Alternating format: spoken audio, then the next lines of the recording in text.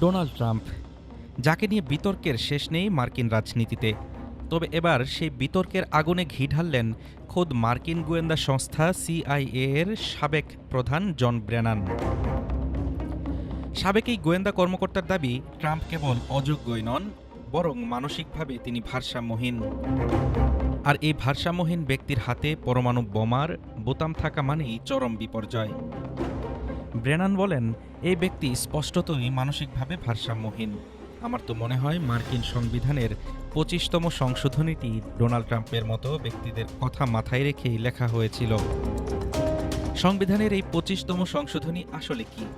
মার্কিন আইন অনুযায়ী কোনো প্রেসিডেন্ট দায়িত্ব পালনে শারীরিক বা মানসিকভাবে অক্ষম হলে তাকে পদচ্যুত করার বিধান রয়েছে এখানে।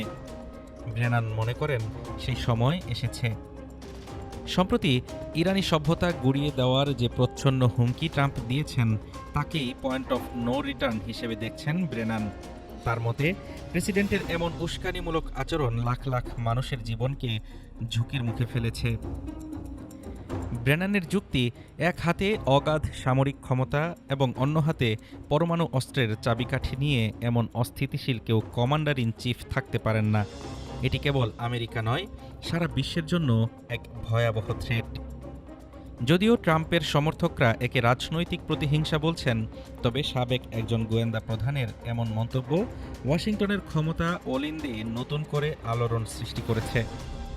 ট্রাম্পকে সরানোর যে দাবি রাজপথে উঠেছিল, তা এবার অফিসিয়াল বিতর্কেও জায়গা করে নিল। শেষ পর্যন্ত সংবিধানের ২৫তম সংশোধনী প্রয়োগ করা হবে কিনা তা নিয়ে বিতর্ক চলবে দীর্ঘ সময়। তবে ব্রেনানের এই মন্তব্য ট্রাম্পের ক্ষমতার মসনদকে কিছুটা হলেও নড়বড় করে দিয়েছে, তা বলাই বাহুল্য। হাফিজুর রহমান তুষার, ঢাকা টুডে।